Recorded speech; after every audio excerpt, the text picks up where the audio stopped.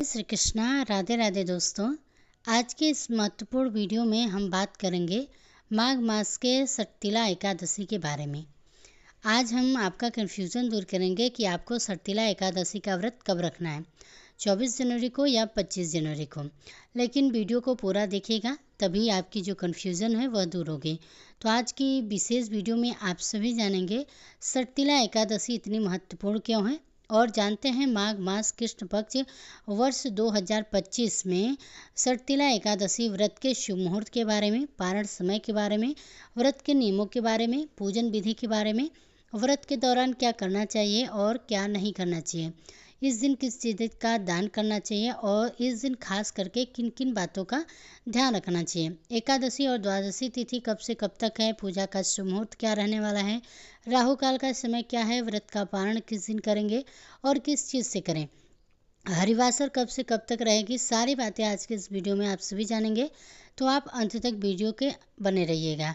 Video शुरू करने से पहले एक बार पूरी श्रद्धा के साथ कमेंट बॉक्स में जय श्री हरि विष्णु जरूर लिखिए। तो देखिए, माघ मास के कृष्ण पक्ष में पड़ने वाली एकादशी, जिसे सटतिला एकादशी व्रत के नाम से जाना जाता है, इस दिन भगवान विष्णु, माता लक्ष्मी और भगवान विष्णु के श्री कृष्ण स्वरूप का पूजन किया जाता है। यह एकादशी का व्रत आपके सभी पापों को नष्ट करने वाला होता है। हर माह के कृष्ण पक्ष और शुक्ल पक्ष की एकादशी तिथि के दिन एकादशी का व्रत किया जाता है, और हर एकादशी का व्रत का जो अपना अपना विशेष महत्व माना गया है। इसी प्रकार से माघ मास के कृष्ण पक्ष में पड़ने वाली सटतिला एकादशी व्रत का अपना विशेष महत्व है। इसे एकादशी या 11 के नाम से भी जाना जाता है। एकादशी व्रत के प्रभाव से व्यक्ति के सभी पापों का नाश होता है। इस व्रत को करने से सभी किए हुए पाप जो होते हैं वह नष्ट हो जाते हैं। इस व्रत को करने को इस दिन तिल स्नान, तिलों से उपटन, तिल हवन, तिलों का आहार, तिल वाला भोजन करना चाहिए। इस दिन भगवान श्री कृष्ण और भगवान लक्ष्मी नारायण का पूजन पूरे विधि विधान के साथ करना चाहिए। इससे भगवान अति प्रसन्न होते हैं और सभी प्रकार के पापों को नष्ट करते हैं तथा वैकुंठ लोक की प्राप्ति होती है। एकादशी का व्रत करने वाले व्यक्ति के पाप और ताप नष्ट हो जाते हैं, तभी उनके पुण्य का उदय हो पाता है। उसके बाद सभी प्रकार के सांसारिक सुखों की प्राप्ति हो पाती है। एकादशी व्रत जो भी लोग करते हैं, उन्हें व्रत के लिए दशमी तिथि के दिन ही नियमों का पालन करना चाहिए। दशमी तिथि के दिन सूर्यास्त से पहले भोजन ग्रहण करना चाहिए। उसके बाद दांतों को अच्छी तरह से साफ करके रात्रि में ब्रह्मचर्य का पालन करते हुए भगवान का स्मरण करते हुए सोना चाहिए। और एकादशी तिथि के लिए सुबह ब्रह्म मुहूर्त में उठ करके सभी नित्य क्रिया से निवृत्त होकर गंगा नदी में या घर के नहाने के पानी में थोड़ा सा गंगा जल मिला करके स्नान करना चाहिए। इस दिन खास करके तिल का स्नान करना विशेष ही महत्व है। तिल का उपटन लगाने का विशेष महत्व है, तो तिल का उपटन लगा करके तिल के पानी से स्नान करना चाहिए। इससे कि अनंत गुणों की प्राप्ति होती है। स्नान करने के बाद शुद्ध वस्त्र धारण करें। उसके बाद व्रत का संकल्प लेना चाहिए। भगवान से प्रार्थना करनी चाहिए कि हे भगवान, हे माता लक्ष्मी, हे श्री कृष्ण, मैं सटतिला एकादशी का व्रत करने जा रहा हूँ या जा रही हूँ, आप हमें आशीर्वाद प्रदान करें। मेरे सभी प्रकार के जो पाप हैं उसका नाश करें। जीवन के सभी पाप जो हैं नष्ट हो जाएं। जब पाप नष्ट होते हैं तभी पुण्य का उदय हो पाता है। तो भगवान से प्रार्थना करें कि आपके मन की कामना हो, सब भगवान को बोलें कि हे भगवान, मेरा यह व्रत सफलतापूर्वक पूर्ण हो, मेरी सारी मनोकामनाएं सफलतापूर्वक पूर्ण हो, आप हमें आशीर्वाद प्रदान करें। इस प्रकार से भगवान से प्रार्थना करें और इस दिन व्रत धारण करें। जो लोग शारीरिक परेशानी के कारण इस दिन उपवास नहीं कर पाते हैं, वह लोग एक समय में फलाहार ग्रहण करें और भगवान के इस दिन का सुबह और शाम के वक्त पूरे विधि विधान से पूजन करें और साथ ही कथा का श्रवण करें।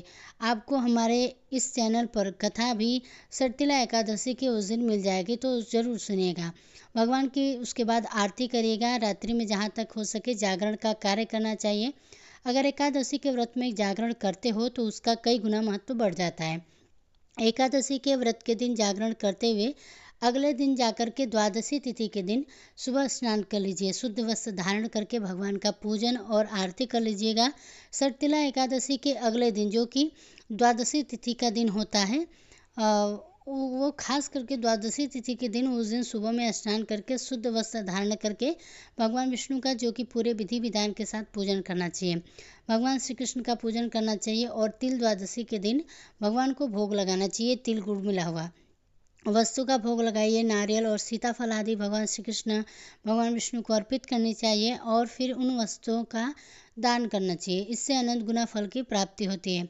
और इस तिथि के दिन दान आदि का कार्य करके ब्राह्मणों को भोजन करवाएं, ब्राह्मणों को दान दक्षिणा दीजिए। उसके बाद समय के अनुसार व्रत का पालन करना चाहिए। तो अब आइए जान लेते हैं कि सर्तला एकादशी के शुभ मुहूर्त के बारे में। लेकिन उससे पहले आप सभी से निवेदन है कि अगर आप मेरे चैनल पर पहली बार हैं तो चैनल को सब्सक्राइब कीजिएगा, वीडियो को लाइक करके कमेंट बॉक्स में जय श्री कृष्णा जय श्री हरि विष्णु जरूर लिखिएगा। तो देखिए, इस बार की जो एकादशी तिथि है वह प्रारंभ हो रही है 24 जनवरी शुक्रवार को शाम 7:26 से, और एकादशी तिथि की जो समाप्ति होगी वह है 25 जनवरी शनिवार को रात 8:31 पर। इसलिए इस बार केवल 25 जनवरी दिन शनिवार को ही सर्तिला एकादशी का व्रत रहेगा। लेकिन एक दिन पहले यानी कि शुक्रवार को 10वीं तिथि के नियमों का पालन किया जाएगा। द्वादशी तिथि प्रारंभ होगी 25 जनवरी शनिवार की रात 8:32 से।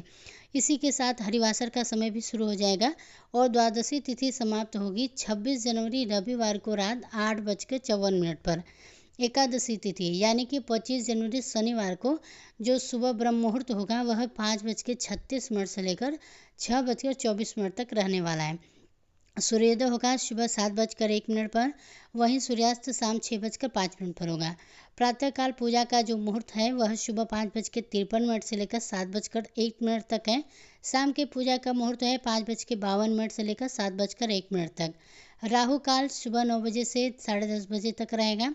सुबह की पूजा जहाँ तक हो सके राहु काल का जो समय है शुरू होने से पहले कर लीजिएगा।